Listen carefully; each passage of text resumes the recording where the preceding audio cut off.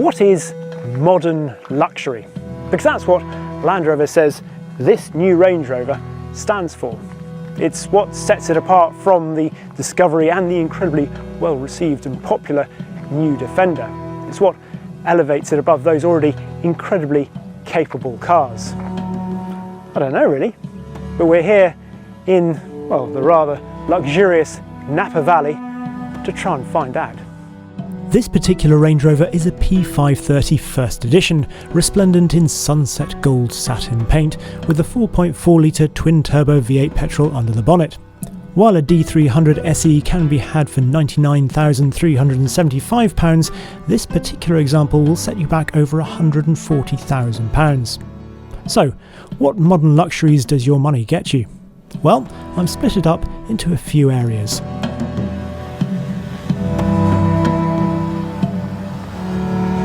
The first area is comfort, and you might be thinking, well, that's sort of, comfort. I'm having a hot stone massage currently. Genuinely, I am. The seat is pummeling my back, and it's nice and warm. And then you've got ride quality, which is obviously probably what you instinctively think of with comfort, but actually it's more than that, because you don't want a car that is like a 1970s Rolls Royce, which is incredibly comfortable and has that sort of waft to it, but has also got an awful lot of wallow, because then that's comfortable for passengers to some extent, but not very comfortable for the driver, because for a driver you want comfort to mean ease of use as well, I think. So we've got a couple of things in here in terms of improving that ride quality but maintaining the drivability of the new Range Rover. One of those is the rear wheel steer, which we've got for the first time on the new Range Rover, which means you've got a turning circle of under 11 metres. And you might think, well, what does that add to comfort? Well, it adds to this ease of use for the driver, because it means that it doesn't feel like an enormous car. It doesn't feel like a car that's over 5 metres long.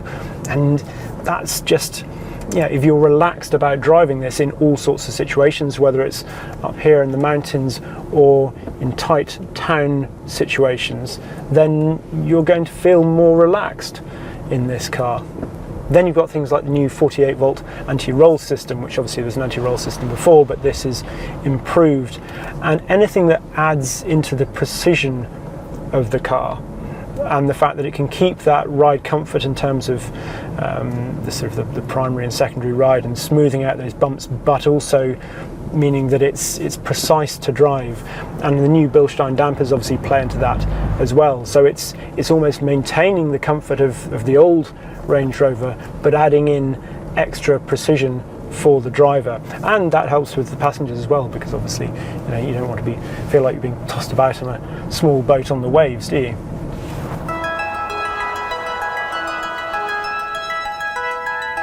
This improved drivability must come down to 4 key areas: the new MLA Flex body architecture, which is said to be 50% more torsionally stiff, the new faster acting Dynamic Response Pro anti-roll system that can provide up to 1400 Newton meters of torque, the new twin valve Bilstein dampers, and that rear wheel steer, which can add up to 7.3 degrees to the back wheels.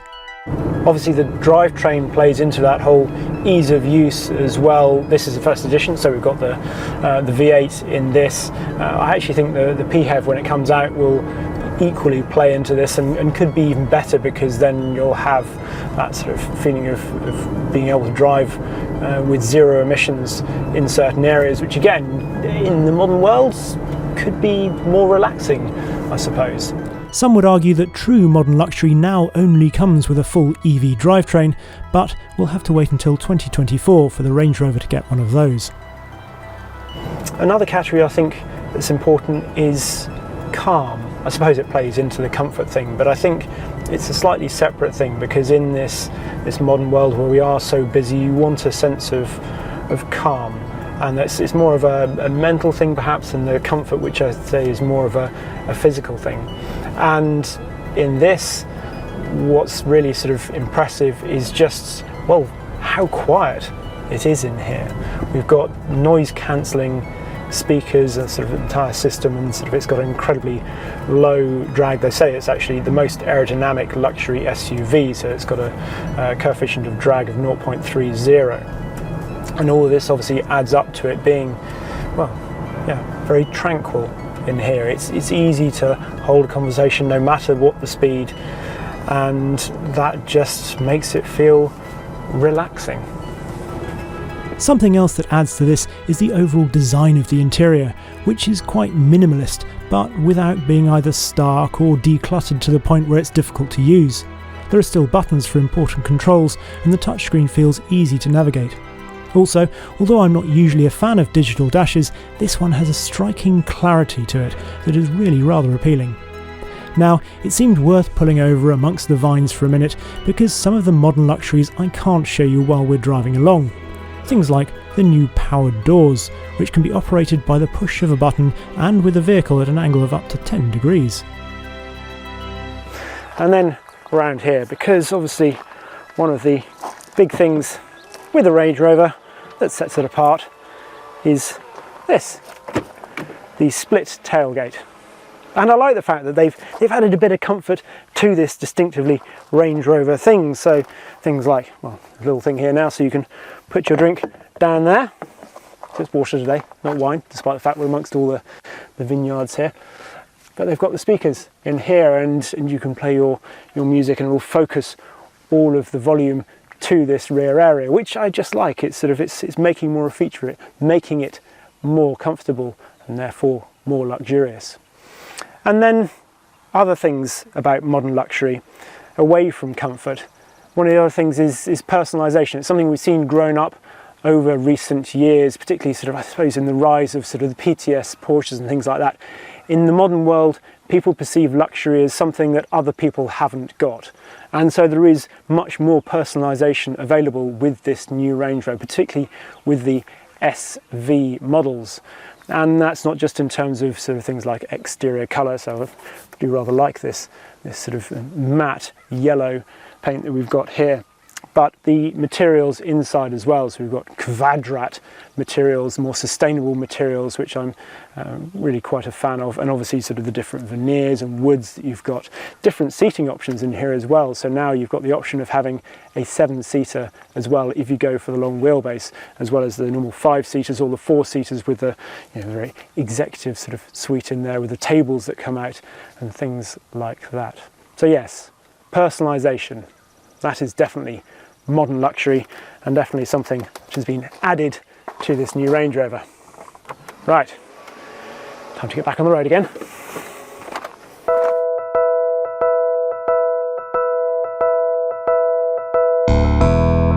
Initially, I hadn't felt any compunction to try the various drive modes. I'd just left it in auto and let it get on with things. However, eventually a particularly good piece of road led me to press the drive mode selector, twiddle it anti-clockwise and try dynamic. It's surprising how much you can actually hustle this. I mean, I know it's got a V8 in it, so obviously it's quick on the straights, but yeah, the new anti-roll system really does work very well. And of course you've got this lovely high up driving position, so you can really see through the corner as well, which is nice. Given how comfortable it is,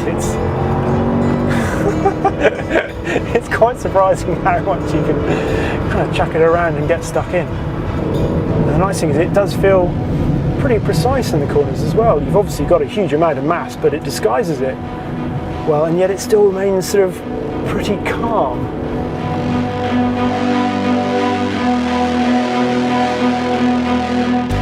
Clearly, it is not a sports car, but if you adopt a broadly slow in, fast out approach, then it's remarkably good on roads you wouldn't think of as the natural habitat for a Range Rover.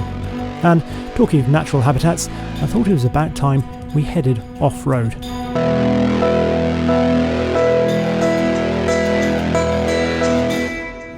For the next thing on our list of modern luxuries, I've changed cars. So we're in a diesel version now, which I've just done a bit of time on the road in, and is actually really good. It's incredibly refined. Still sounds reasonably good as well. And yes, the V8's lovely, but the sheer torque of this, which is kind of what you want in this sort of vehicle, is every bit as good, really. So yeah, thumbs up for the diesel. And I like this interior as well. It's obviously non-leather fabric here, which is somehow, well, it's my favourite, certainly. It feels somehow even more luxurious. It's just a bit different, a bit more modern, I suppose, when we're talking about modern luxury. So yes, thumbs up for this fabric interior. But the next thing on the list in terms of modern luxury is freedom. And this is obviously something that the Range Rover, it's a big part of it. It's not necessarily a sort of a modern luxury, but the luxury of freedom to go anywhere, or certainly almost anywhere that most vehicles could be expected to go, is not to be sniffed at.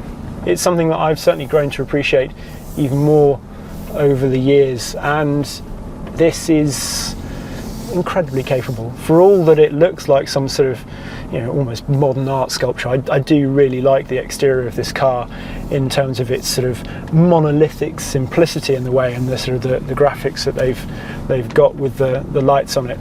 So it looks almost a bit more like it shouldn't go off-road, but it most definitely can. The Range Rover gets a rear locking differential as standard, and like the Defender and Discovery, it has a wading depth of up to 900mm. There is ground clearance of 295mm, and it can tackle inclines up to 45 degrees. This mild hybrid diesel, by the way, is a D350 HSE, meaning 516 pounds-foot of torque, only 37 pounds-foot less than the petrol V8.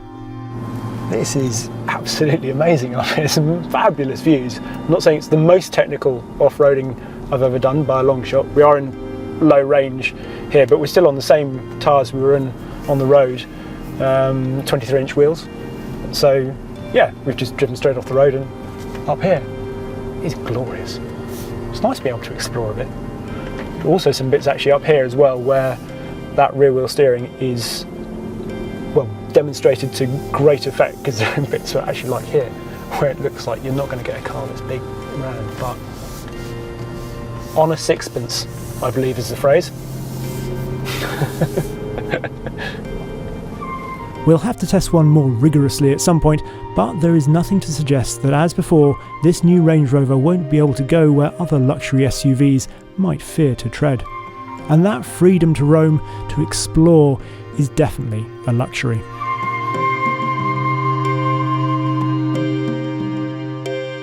So there we are. What a spot to finish in. Absolutely stunning up here. And what to think of this? Well, I've sort of been thinking about this, obviously, this whole modern luxury thing, and what is the biggest modern luxury?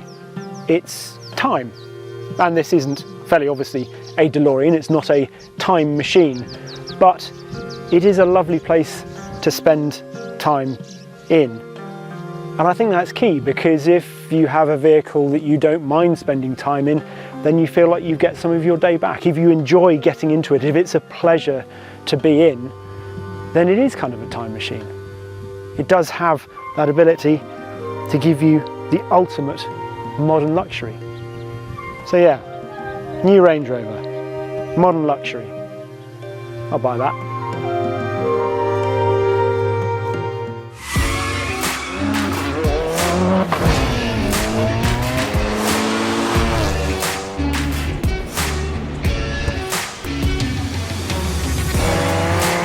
Mm-hmm.